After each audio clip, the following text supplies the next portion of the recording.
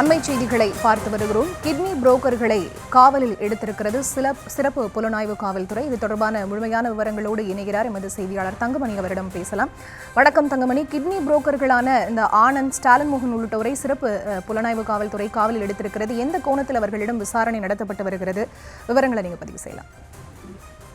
வணக்கம். தமிழகத்தையே ஒழிக்கின்ற வகையில் நாமக்கல் மாவட்டம் பள்ளிப்பாளையம் மற்றும் குமராபாளையம் சுற்றுவட்டார பகுதிகளில் விசைத்தறி கூலி பெண்மணிகளை குறிவைத்து சட்டவிரோத கிட்னி விற்பனை நடைபெற்றதை நியூஸ் தமிழ் தொலைக்காட்சி அம்பலத்துடன் வெளிப்படுத்தியது. இந்த நிலையில்தான் இந்த கிட்னி விற்பனையில் மூளையாக செயல்பட்ட இடைத்தரகர்களான புரோக்கர் திராவிட ஆனந்த் மற்றும் ஸ்டான்லி மோகன் ஆகிய இருவரையும் கடந்த ஒரு மாதத்திற்கு முன்பு சிறப்பு புலனாய்வுத்துறை அதிகாரிகள் கைது செய்து நீதிமன்றத்தில் ஆஜர்படுத்தினர்.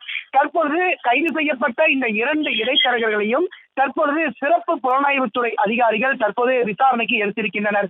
குறிப்பாக நாமக்கல் மாவட்டம் பள்ளிப்பாளையம் அடுத்துள்ள எஸ்பிபி காலனி பகுதியில் இருக்கின்ற அரசினர் விருந்தினர் மாளிகையில் வைத்துதான் தற்போது அவர்களிடம் இந்த விசாரணை என்பது நடத்தப்பட்டு வருகிறது. குறிப்பாக இந்த சிறப்பு புலனாய்வு குழுவில் இருக்கின்ற மாவட்ட எஸ்பி மற்றும் ஒரு டிஎஸ்பி தலைமையிலான சுமார் 10க்கும் மேற்பட்ட போலீசார் தற்பொழுது இந்த இடைத்தரகர்களிடம் விசாரணைகளை மேற்கொண்டு வருகின்றனர். இந்த விசாரணையில் எந்தெந்த மருத்துவமனைகளில் இந்த சட்டவிரோத கிட்னி விற்பனை நடைபெற்று இருக்கின்றது, இதில் எந்தெந்த மருத்துவமனைகள் தொடர்பில் இருக்கின்றது, இன்னும் எத்தனை நபர்களிடமிருந்து இந்த சட்டவிரோத கிட்னி விற்பனை நடைபெற்று இருக்கின்றது என முழுமையான ஒரு விசாரணையை தற்போது இந்த சிறப்பு புலனாய்வு காவல்துறையினர் நடத்த இருக்கின்றனர். தொடர்ந்து இந்த கைது செய்யப்பட்ட 2 நபர்களும் இவர்களுக்கு மேல் இருக்கின்ற புரோக்கர்களினுடைய பெயர்களையும் தற்போது குறிப்பிட்டிருக்கின்றனர்.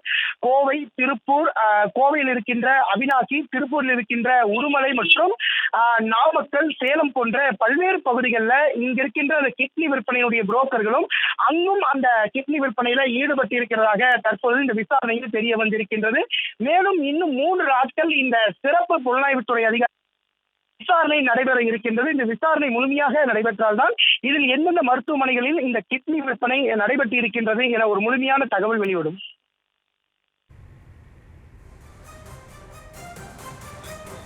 விவரங்களுக்கு நன்றி தங்கமணி.